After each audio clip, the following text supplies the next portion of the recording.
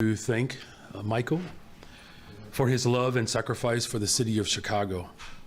Every day our firefighters lead with unwavering courage and strength.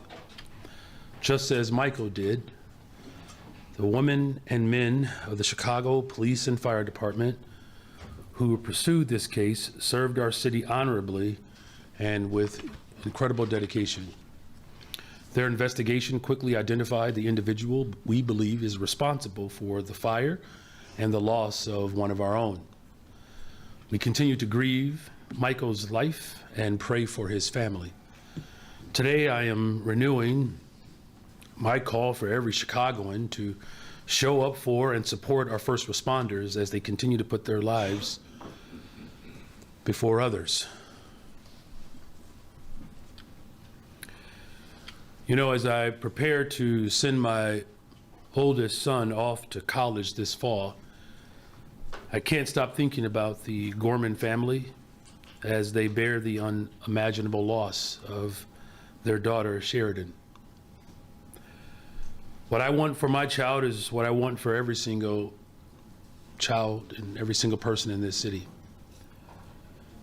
That is to be safe and to live out their purpose without fear. Disturbing acts of violence like this set us back as a city. We will not tolerate those who break the law and put the lives of others in danger. And as they do on a regular basis, our Chicago Police Department led a swift and decisive investigation and identified the person that is suspected of being responsible for her death. My administration will continue to hold those who commit acts of violence accountable as we continue to make the critical investments that our city needs to heal and reach our full potential. With that in mind, I want to take a moment to speak to you all about our investments in community safety as we get ready to approach the summer months. As we continue to revamp and modernize our Detectives Bureau, next week, we will celebrate the graduation of 48 new detectives. These detectives will continue to lead investigations that will bring closure to families and individuals who have suffered or experienced violence. We know that effective policing that ensures there are consequences when someone breaks the law is one of the best deterrents to crime and violence, particularly when we have more resources at our disposal to be able to get swift accountability. In a similar vein, we are moving to strategically deploy additional safety resources to our trains and buses, including additional patrol hours by our CPD officers and a new partnership with the Cook County Sheriff's Office. As we have sought to address persistent rates of violence on the CTA, we are directing the full force of government towards ensuring Chicagoans can feel safe during their commute. This includes homelessness outreach and services for those sheltering on our transit system. We are expanding the number of dedicated shelter beds for the CTA to utilize, and CTA has partnered with CDPH to help connect people in need with social services and housing. The CTA is also launching crisis intervention specialists and violence interrupters who will work to de-escalate mental health and behavioral crises and connect riders to the critical services that are needed. These full force of government efforts are already providing the type of transformative nature that this city deserves as it relates to our public transportation system. Transit worker assaults fell by 29% in February, while violent crime on buses has declined by 19%. Now, do not misunderstand me. There is more work to do, and we will continue to extend vital resources and opportunities while ensuring we are investing in the personnel and technology that we need to deter unlawful activity. As it begins to warm up, we are continuing to build upon our efforts to offer our young people safe and constructive spaces to grow as individuals and have fun with their friends. On Saturday, in partnership with My Shy, My Future, our office will be holding the annual Teen Bash at Navy Pier. This free event invites Chicagoans from across the city to have fun in a responsible way and to enjoy our downtown while connecting with summer jobs and other opportunities at our on-site teen resource fair. And as a reminder, the application period for our newly minted Chicago Youth Works program for summer employment and career exploration is now open through May 29th. I encourage all young people between the ages of 14 to 24 to apply as soon as possible. During this last budget cycle, I fought hard to maintain the number of young people that we are able to invest in and hire. 31,119 is not just a number, but it represents an investment in their future and the future of our city. We know that these opportunities have resulted in the reduction of violence where violence is most pervasive. This is true for my neighborhood in Austin, where last summer we hired 1,829 young people and experienced simultaneous a 30.8% reduction in shootings and a 30.4% reduction in homicides. This is also true for Auburn Gresham, where 976 people were hired and there was a 28.6% reduction in shootings and a 66.7% reduction in homicides. There are countless examples of how our investments lead to actual results. We will continue to fight for these opportunities and make the necessary investments in our safety infrastructure to ensure that every Chicagoan can feel peace of mind, and feel secure in their own community. And to the people of Chicago, I want to make something absolutely clear, that I remain committed to investing in all of Chicago and the future of our great city. And with that, I'm happy to take any of your questions.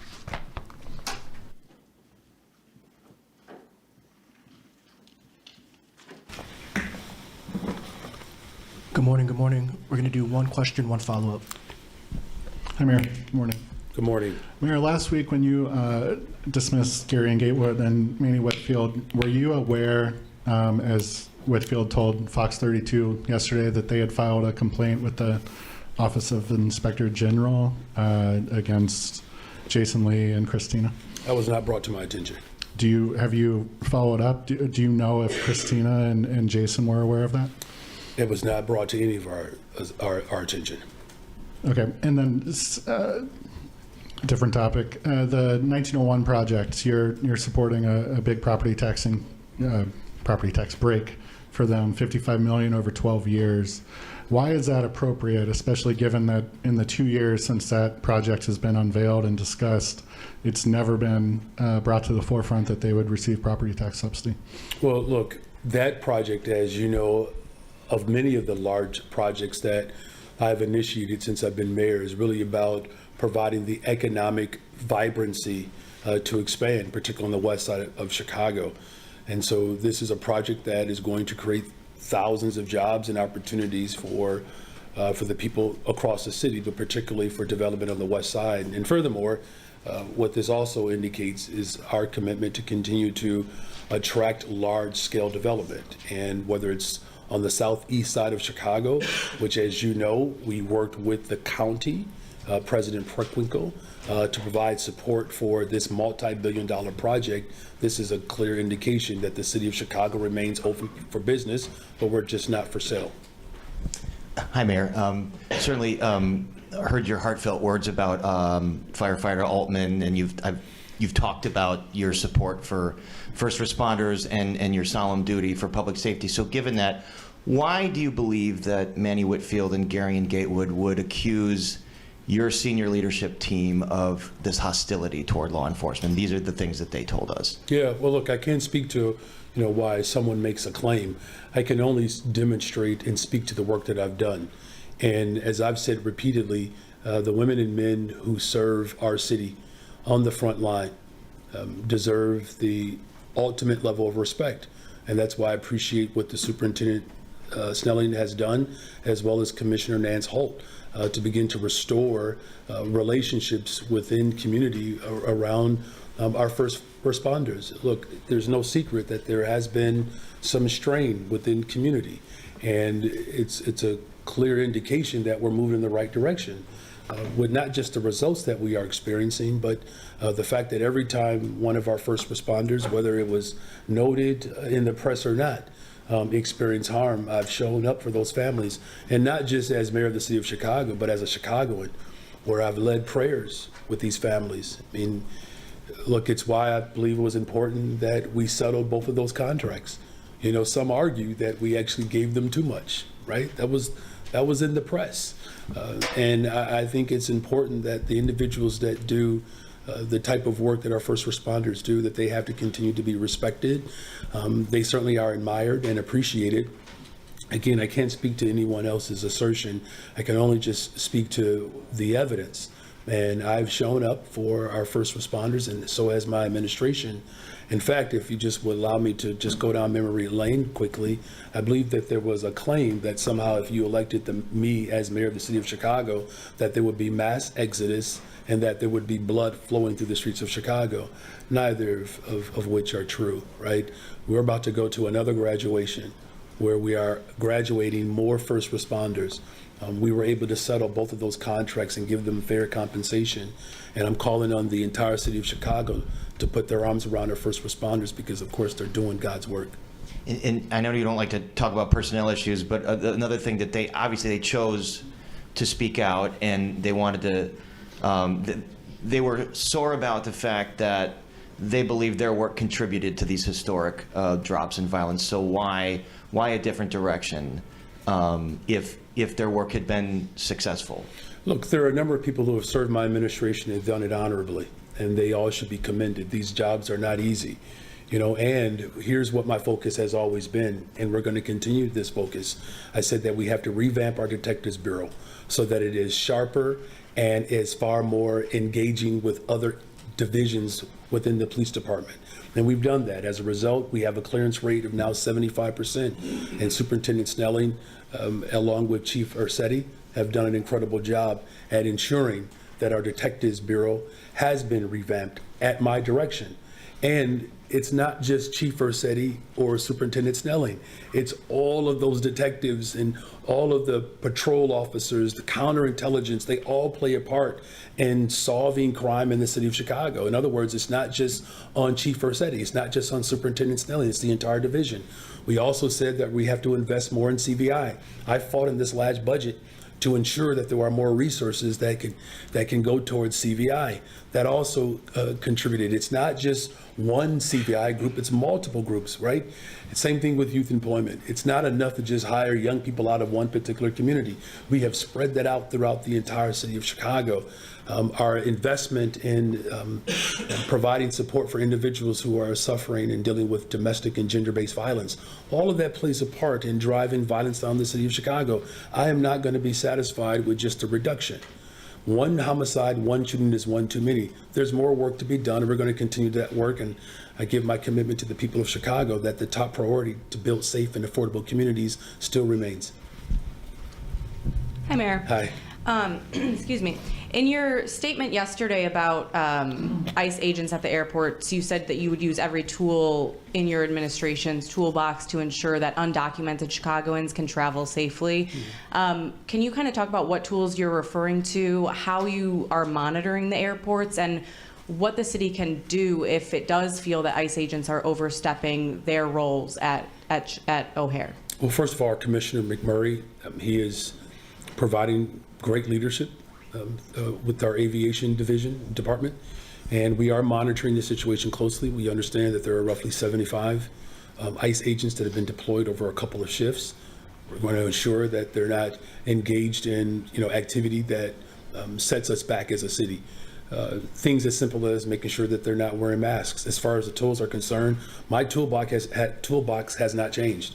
And whether that's litigation, whether that's executive order, whether that's legislation, all of that will always remain on the table to ensure that we're protecting the people of our city.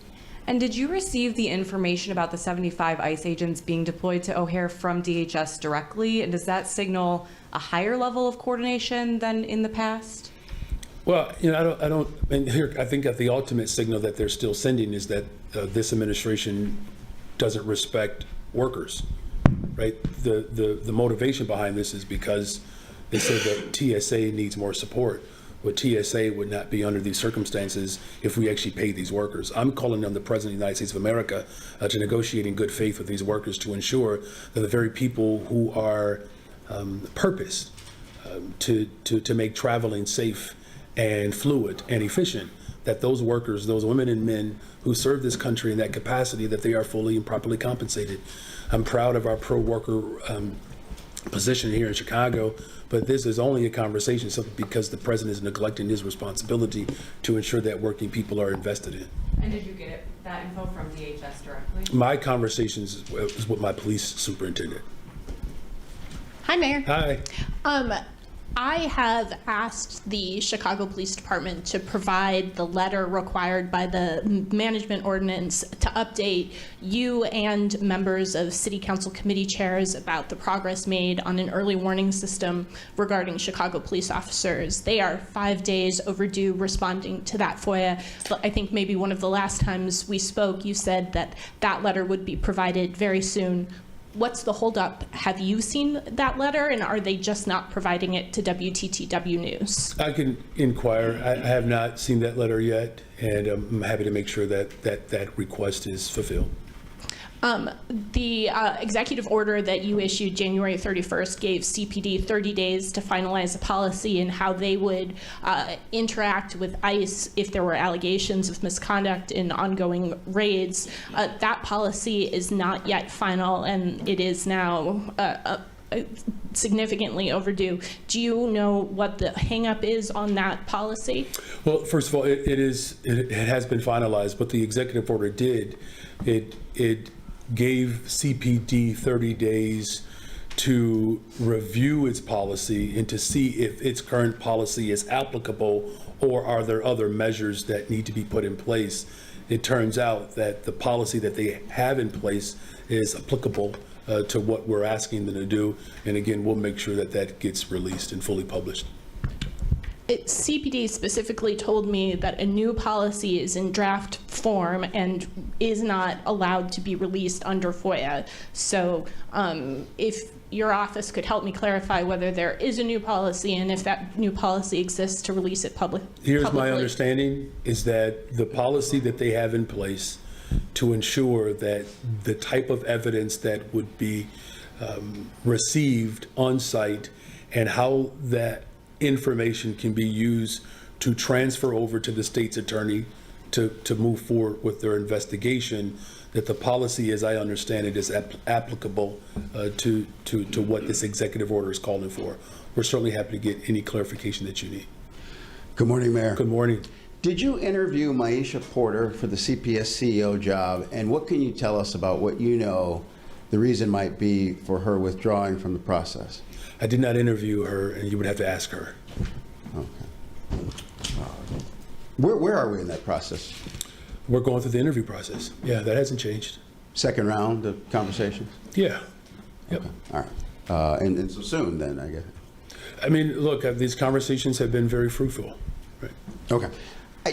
Perhaps you saw the story about Susana Mendoza and Governor Pritzker exchanging text messages over the federal tax incentive program where taxpayers could receive $1,700 for donations to scholarship organizations for both public and private schools. Do you think the state of Illinois should opt into that program, given that that would help people with CPS? What would help the students in Chicago Public Schools is that we have a tax structure that fully funds Chicago Public Schools. And I just find it to be short-sighted and diminishing to not have a fruitful conversation about progressive revenue. 70% of Illinoisans have all said that our schools across the state of Illinois need to be better funded. And the way in which we can do that is through a millionaire's tax, a digital ad tax, right? And so whether, again, you live in Kankakee or whether you live in East St. Louis or Peoria, Waukegan, Elgin, Chicago, our school districts are not funded to the extent in which our children and our families deserve. And so, I believe that's what our focus should be. That's what the people of Chicago want. They want our public education to be fully funded. It's why I released the largest TIF surplus in the history of Chicago to ensure that I did my part to support the families of this city. We have seen, we've seen our system and our district shift in a direction that I believe speaks to the needs and demands of working people. I think if Democrats are going to argue over or anything, we should just simply argue over not whether or not we're going to tax them, but what rate will we actually tax them at. Good morning, Mayor. Good morning. Good morning. I know that thing is kind of going around. Yeah, it isn't is. Former Deputy Mayor Gatewood and Manny Whitfield, as Paris mentioned, have both alleged that their firings were a result of the Public Safety Office going in a different direction. Can you confirm if that office is going in a different direction and what that strategy might be? Yeah, look, our strategy has always been that we have to invest in the very communities that have been historically ignored, right? We have seen the punitive approach where, you had, I guess, an oversimplified, misguided policies of locking people up. And that just has not resulted in the reduction of violence. Now, what we can say, though, is, as I pointed out, that where the neighborhoods where we hired a significant number of young people, we've also seen a reduction. So we're going to continue to expand on those programs, one of which I'm very proud of. Our Street and Sanitation Commissioner, Cole Stoller, had an idea a couple of administrations ago that we embraced, where we hired seniors who are graduating from Chicago Public Schools to work for Streets and Sanitation over the summer. The first cohort, I believe we hired 75 of them, of which 54 stayed. They're going into their third year. They're going to earn $90,000 a year as a 22-year-old living in Chicago. The second cohort this past summer, we hired 100. 83 or 84 of them stayed. These young people are on better trajectories in terms of financial stability than I was. And I have 6 degrees between me and my wife. Right? My first job as a public school teacher here in Chicago, I was earning $45,000 a year with a master's degree. And I still love the position and still one of the best experiences I've ever had. And it clearly I wasn't teaching for pay, right? But we also know that as we work to create safe and affordable communities, this is how we do it. And so that work is going to continue. Our reentry, I hired for the first time in the history of Chicago, director of the reentry. We're going to double down on those efforts. We're going to make sure that CVI is fully invested in. And I worked hard fighting this budget to ensure that we're putting more money towards our CVI work. Those numbers, in terms of reduction, are stronger where CVI workers were present, some as high as 45 to 50% reduction. We have to invest in that type of programming. We're going to continue to support, work to reduce domestic violence in the city of Chicago. We saw last year there was an uptick where people were losing their lives because of domestic disputes. And so we put millions of dollars into that effort. So all I'm saying is community safety is still my top priority. And my focus is going to be doubling down on the efforts that have proven to be strong strategies. And I'm looking forward to our work that we will continue to lead in this city and to be an example for the rest of the country. Got it. And on a different topic, with zoning committee business stalled, are you officially leaving it to the city council to pick a new zoning chair and solve this impasse, or do you see it as your responsibility to step in some way to ensure that the dozens of stalled developments move forward? Yeah, look, I'm still engaged, and there's still development that's happening in the city of Chicago. The city has not stopped working throughout this entire process. And I'm going to continue to work with city council so that there's real parity on city council, particularly around chairs. Everybody knows that there's more diversity within our community chairs than we've ever had in the city of Chicago. Many of the chairs that I've even identified did not necessarily support me when I ran for office. So there was no, to the victor goes the spoils, right? I didn't take the approach of President Johnson. But, look, I think our work is still very much aligned with building safe and affordable communities, and we'll continue to do that. Straight to the question. Mayor Johnson, Bethany McGee, I don't know if you remember her name. She was set on fire on a CTA train by a repeat violent offender who was out on the street because of your policies. She never would have been set on fire. She would be living her life right now, but for your policies. Now, again, we have another young lady, 18-year-old Irish girl, Sheridan Gorman, who is dead at the hands of a suspect, an illegal alien, who, once again, was out on the streets because of your policies. Okay? What's your question? He wanted, I'm sorry, don't interrupt me. Don't interrupt Answer the me. question. Respect Don't everybody's interrupt time. me. Respect the question. What question? Respect the question. Ask it. What's the question? All right, Craig. Could you have a little respect? Goes both ways, William. Sheridan Gorman is dead today at the hands of a suspect, an illegal alien, who was out on the streets because of your policies. You've spent hundreds of millions Ask the question. of taxpayer dollars to protect these illegal aliens. You've instructed the Chicago Police Department not to turn them over to ICE. Do you have anything? You didn't even issue a statement, which I guess is better than the statement you released, We got it. announcing that Bethany McGee was an isolated incident, which is an insult, which is almost evil. Please get to the question, sir. Did you coordinate with Governor Pritzker not to release statements as a way of trying to diminish the death? I think I understand your question. Sheridan So there was no coordination, between me or any other level of government around this tragedy. What I can say is it is a tragedy. And look, as someone who, Please don't as, interrupt. as someone who is raising a You don't have family. any problem interrupting me, do you? Do you want the answer to your question? I want to answer the question here. And look, as I said in my opening remarks, as I prepare to send my child off to college, of course you want to send them into a place that they're going to thrive and grow. And it's heartbreaking. It's a tragedy. And what I can say, though, is that my work to continue to create safe and affordable communities, that work doesn't stop when we have a tragedy like this.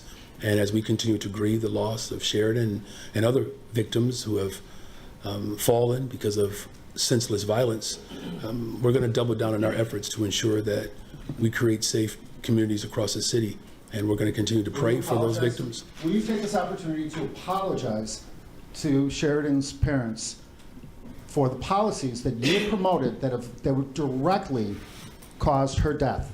That suspect would not be in the city, would not be in the country, but for your policies. Will you take this opportunity to apologize? Well, again, I to believe Sheridan's that we're family? all grieving the loss of Sheridan and other folks who have lost their lives because of senseless violence. And let's just be very clear, between the Safety Act and the Welcoming City Ordinance. The Welcoming City Ordinance was passed 40 years ago by the first black mayor in the history of Chicago. And the Safety Act was passed under the governor, at that time, who was a Republican, Governor Rauner. Thank you for your questions. So you will not apologize to Sheridan's parents? Hi, Mayor. No apologies. You have nothing to say to them? I want to follow up on some of the other appointments. What's taking so long to get somebody appointed to head the CTA? And what's your timeline for CPS CEO? Yes, again, for the CPS CEO, the Board of Education, under the leadership and direction of President Hardin, went through a quite comprehensive process. And a couple of names have been submitted to me for review, and I'm having those conversations. So that process is well on the way. Look, the school year is not over yet. School year doesn't begin until, obviously, August. And, right now, our focus is going to be on, getting this class of 2026 across the finish line. As you know, we've seen 2 charter operators crumble as what we, essentially prognosticated years ago. And the district is now absorbing a system that we've said from the very beginning was built on a house of cards. So that work is still ongoing, and those conversations that I'm having with these 2 candidates have been very strong conversations, and I'll be able to make a decision in short order. As far as CTA is concerned, look, going through a comprehensive process to ensure that we get it right, there's nothing wrong with that. There's nothing wrong with that. And, even with an interim, my administration was able to effectively work with the General Assembly, and we secured the resources that our public transportation system deserves and needs. Since I've been in office, ridership has continued to go up, as we continue to address public safety matters. So that the work is not being interrupted by this thoughtful process. And my responsibility is to make sure that we identify and that we appoint people who fully reflect the needs and the desires of the working people of this city. And as we have gotten other measures right, like driving violence down, investing in young people, ensuring that we're experiencing economic vibrancy in this city, returning people to work and getting folks activated in our downtown neighborhood and neighborhoods throughout the city of Chicago, that work is manifesting in a very positive direction. I fully expect that these appointments will continue to help us drive further development and opportunities for the people of the city. Just following up on the zoning chair, I mean, what is the hangup? Yeah, I mean, look, I think it's no secret here that the city council has long had a desire to have more diversity and parity amongst its body. And previous administrations shut those type of conversations down. I don't. And so it's not so much a hang-up, it's just a matter of that the full body really wants to reflect the diversity of our city, and there's nothing wrong with that. These are great conversations and debates. I will say this, before, when city council was quieter, I know you all remember those days, when you had rubber stamp city councils and you didn't have this type of consternation. Where the noise was, though? It was in the streets of Chicago. At a time in which we had less hang-up, you had school closures, you had mental health facilities being shut down, you had labor unrest, you had unprecedented levels of violence happen throughout the city of Chicago. So look, if a little bit of noise puts us in a stronger position to have safer communities and to build more affordable housing, it means that type of tension is manifesting, at least in that regard, more fruitful than city councils that may not have had outspoken hang-ups, but we certainly had tremendous damage in our communities as a result of those quieter city councils. How you doing, Mayor Johnson? I'm actually doing pretty well. As I was saying earlier, man, as we get closer and closer to the summer, gearing up for it, I got an 18-year-old in the house. Folks have been giving me advice about having adult children. He thinks he's one, not quite, but I'm just dealing with just the pressure of life of raising children in this city.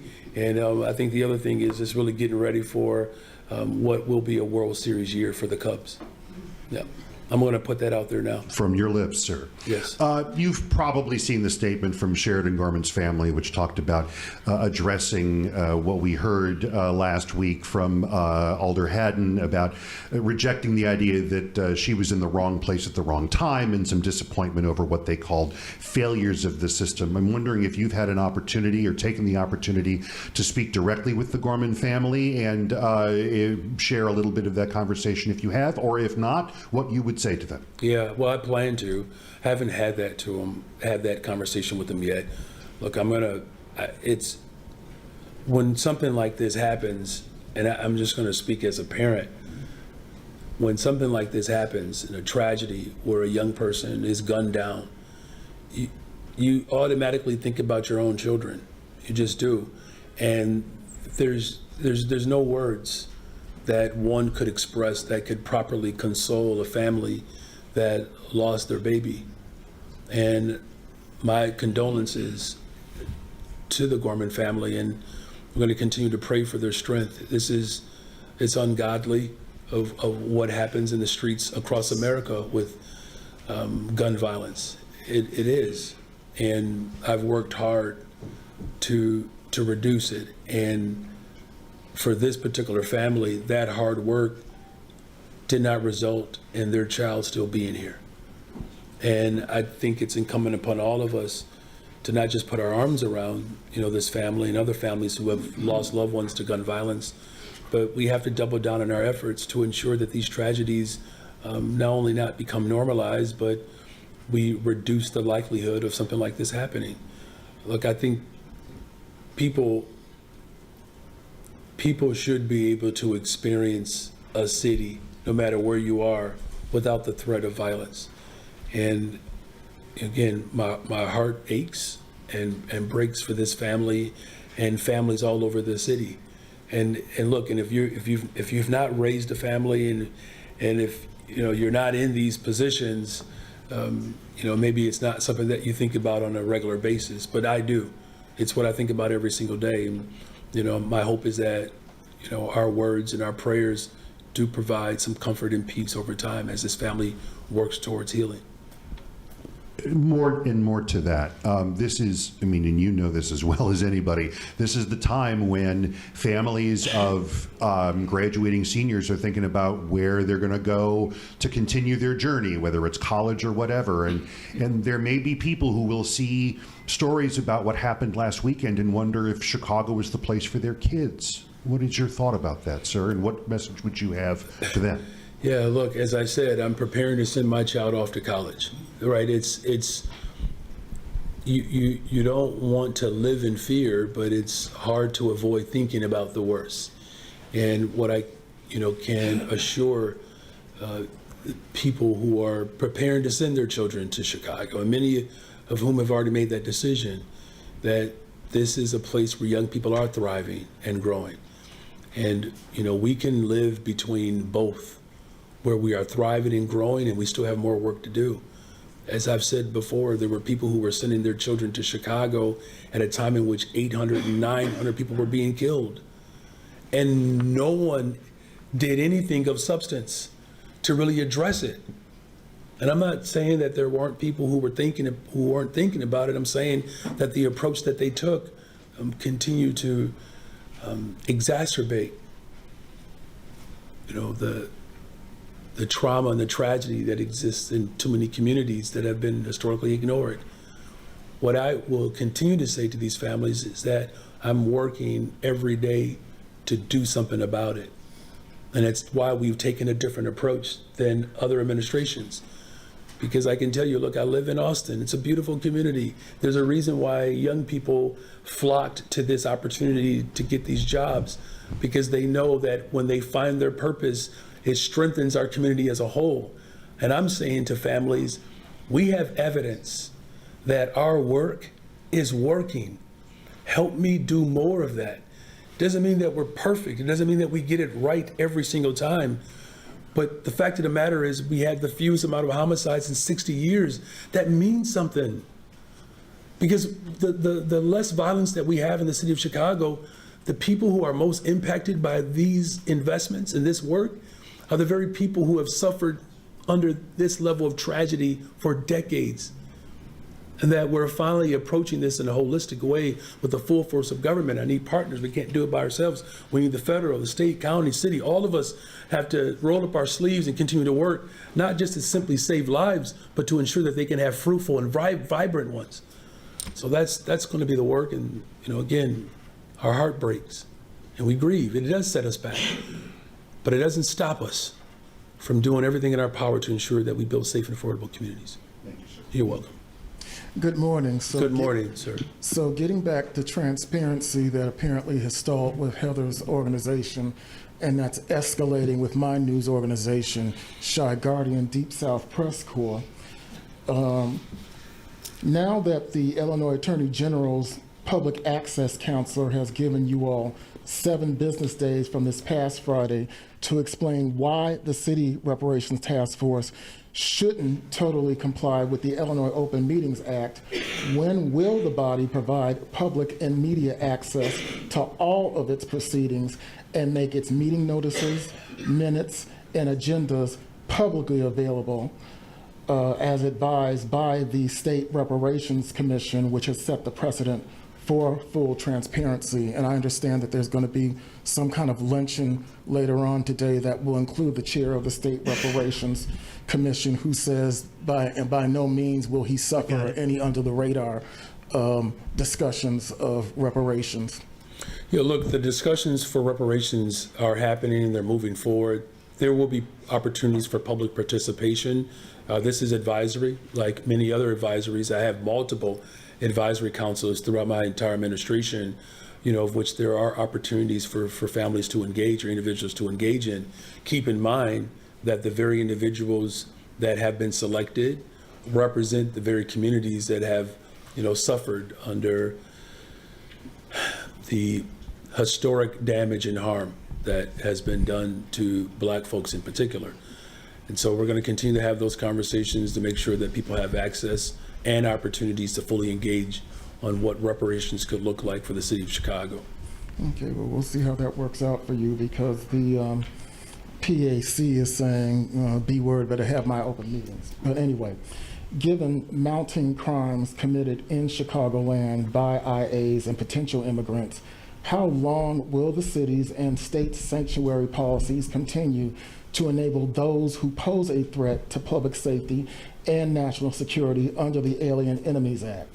That is, don't you think it's high time for local sanctuary policy reform, starting with the welcoming ordinance, welcoming city ordinance, and especially after the firing of your top public safety and violence intervention people? Mm-hmm. Well, first of all,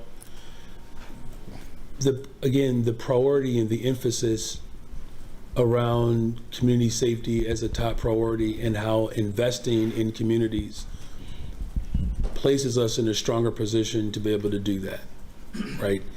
And that anyone, regardless of their status, if they commit a crime, they will be held accountable in Chicago. The proof is in how our Chicago Police Department swiftly interacted and was able to identify, establish the case, and submit to the state's attorney, of which the state's attorney took that evidence and has decided to pursue prosecution, which is evident that the system can work when we all cooperate and coordinate together. Now, again, as far as a welcoming city or the Trust Act, bear in mind that the whole purpose was to make sure that undocumented individuals do not feel intimidated when they reach out to law enforcement, right?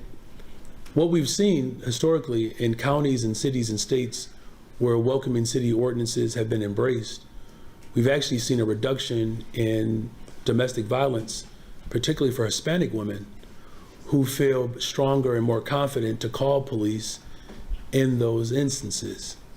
And so we know that this president has not taken this situation and this challenge in our country seriously. Because my question would be, isn't it time for the President of the United States of America and Congress to actually act and pass comprehensive immigration reform? If the president was serious about really creating safe communities, he would not have taken $800 million away from cities across America that were designed to reduce violence. He cut the ATF budget by 30%. That's the division of government at the federal level that the CPD coordinates with to get illegal weapons off the streets of Chicago. You know what the bigger threat to our public safety? It's illegal weapons that are being trafficked from bordering states that voted for Donald Trump. This president refuses to be held accountable, and he points the finger at everything and everyone else versus doing some real self-reflection on what his responsibility is. He has provocated wars. He has put forth illegal wars. So let's just stick with the word that you like to use, illegal.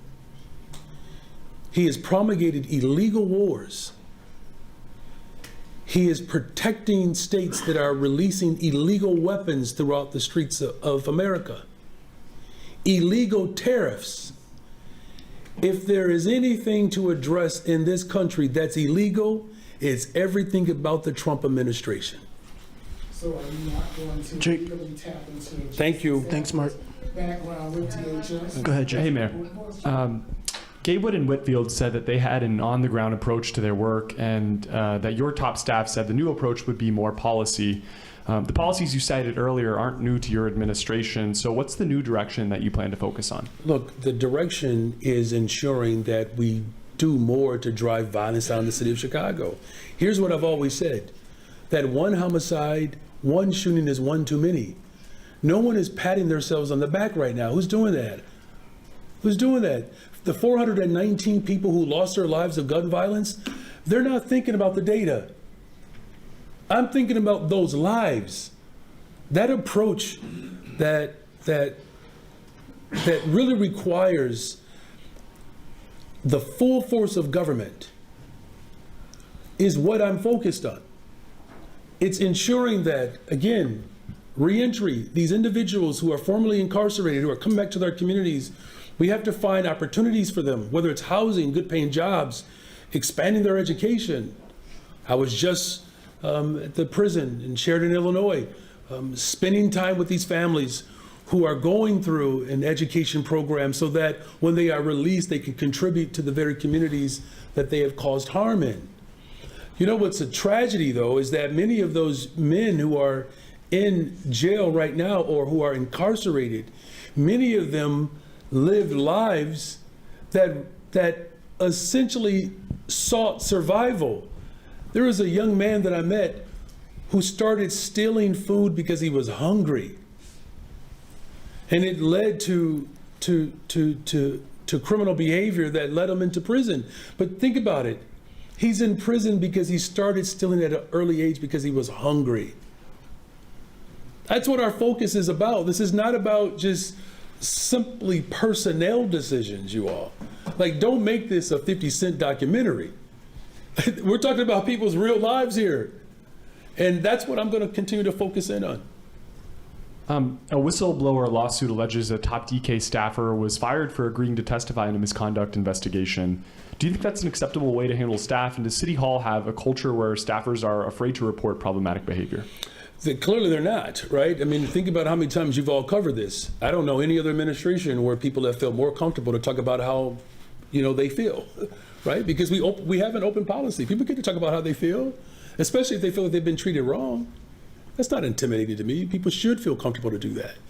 And what I can say is that this is an ongoing, investigation, which I can't speak to this particular claim, but clearly no one is feeling intimidated in this space to express exactly how they feel. And look, my job is to make sure that we have a strong working environment here to deliver for the people of Chicago. I will say this last point, that even with some of the challenges that we've had, you cannot ignore the results. You can't, right? There's a reason why we have the lowest amount of homicides in 60 years, because we're all working hard. There's a reason why there are multiple cranes in the air in the city of Chicago and more coming, because people are showing and demonstrating their confidence in investing in good ground. And the city of Chicago is good ground to invest in. My administration has cut the tape so that people can do business faster. Our airport is the busiest it's ever been. We've released more funds into our public schools. We have settled every single contract without work stoppage because we're doing the hard work. And yeah, there's a little bit of noise out there, a little chatter. And here's the best way I can describe it. That noise speaks to, I believe, a couple of things. One, that we have created an environment where those who have bossed this city for far too long are now screaming and yelling. Let's keep in mind where the noise is coming from. You're talking about people that have bossed other mayors. It's almost like they don't care who's in their seat. It's just a different name. They get to boss, not Brandon Johnson. And so, look, I understand that folks have felt the tension. Iron sharpens iron, and some of that tension has led to some of the best investments that this city has embraced. We're going to continue to get better. We take every single allegation seriously. But I can assure the people of Chicago that the results that people are experiencing, we're again driving violence down. We had the busiest summer that we've ever had in the history of Chicago for the summer months downtown. More people visiting Chicago than they have ever had in the history of Chicago, and that includes 6 years where the Bulls were winning. We're doing it without winning sports teams, for crying out loud. That's how tough we are. It's a lot easier to run a city when the teams are winning. This time when the Cubs win the World Series. I'm going to have the easiest year I've ever had as mayor. Hi, Mayor. Hi. Not to beat a dead horse here, but I want to also ask you a question about Gary and Gatewood. He told me that there's a culture in your office that if you hold people accountable, you become a target. He is essentially implying that that's what happened to him and that that's what happened to other people before him. Is that the case, or do you stand by the culture in your office? Look, I stand by the work that we are accomplishing together as a city. That's what I stand by. And look, these jobs are difficult. There's no secret there.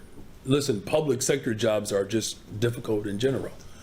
And, you know, what I can speak to is that we have worked hard to ensure that we create a diverse a workforce, an environment in which workers get a chance to regularly engage with me, whether it's through cabinet meetings or all staff meetings where people get to discuss out loud how their division of labor is reflected in my vision for the city of Chicago, which is to build safe and affordable communities.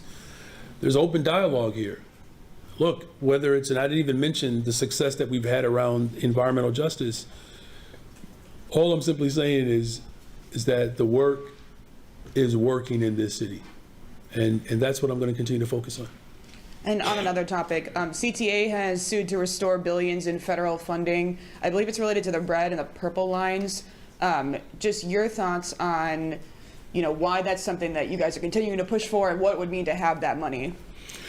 Yeah, look, we've worked hard. Is another example of how hard I've worked, is that I've worked hard to secure the federal dollars under the Biden administration to, you know, improve our public transportation system. And what I find disturbing is the one particular area in which the Trump administration is trying to withhold funding from, in particular, is the funding that's going to go to the south side of Chicago and the extension of the red line going south. You seldom hear about projects that are happening downtown or on the north side of Chicago. This president is telling us who he is, you all. I don't know why there are people in this country that are still allowing the president to play them. He's not going to, not me.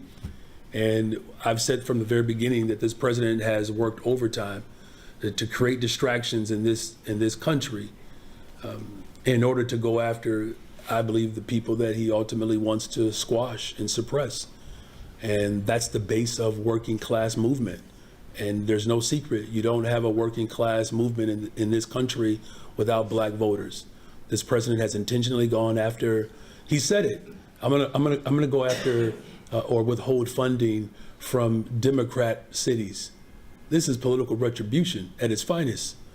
And I'm not gonna put up with it, I'm not gonna stand for it, and I'm gonna use every single tool available to me to ensure that the people of this city, whether you're on the north side of Chicago or the south side of Chicago, that you receive the federal funds that are necessary for our economy to continue to grow. Mayor, good morning. Good morning. You waited very patiently. Hey, that's what we do sometimes. Yeah. On Gary and Gatewood, was a forward-facing person sitting at your table here a lot of weeks, which is why we're asking so many questions. He was given commendation from your administration a few days earlier on social media. These strong numbers, best in 60 years that you've talked a lot about this morning. Can you be very specific? Where does the philosophy between your vision and his vision diverge? Well, first of all, we lifted up the work as a whole. I don't believe we've ever just simply singled out one individual as responsible, right? Because that's just not how, that's not my orientation. It's a collective responsibility. And what I'm going to repeat one more time is that this is about doing the work that continues to work, but also doubling down on those efforts. There's more work to be done, and I'll be the first to admit that we still have a little ways to go.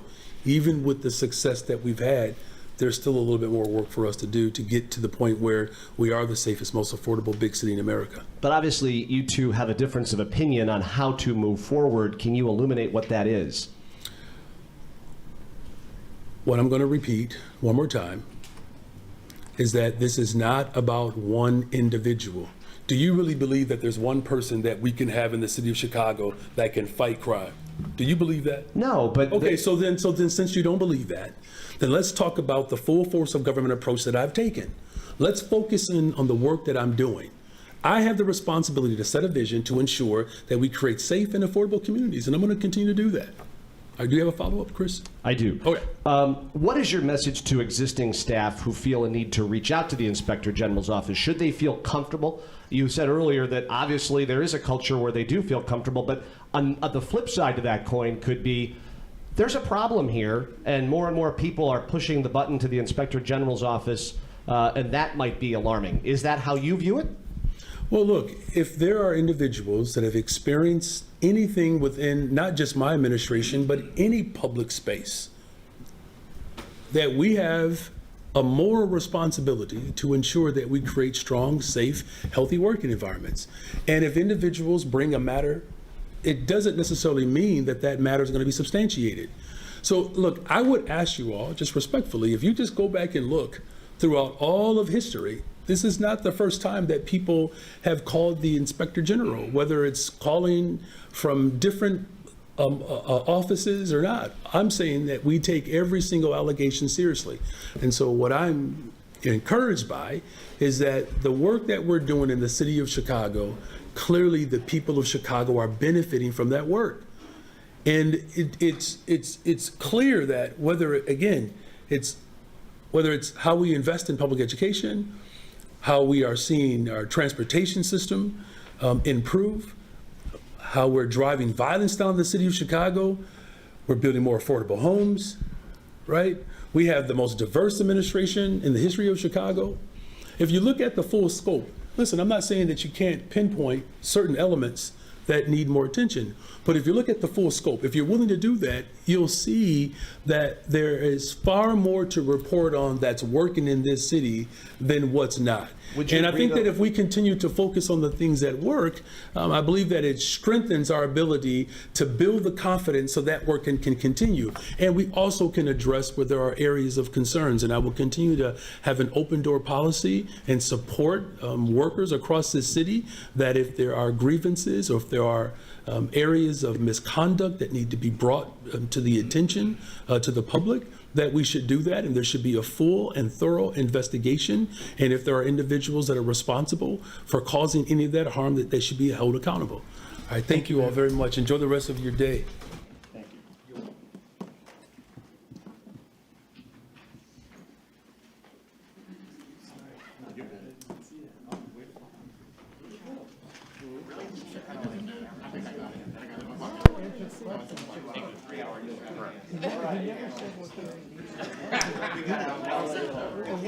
Thanks, buddy. That's the piece.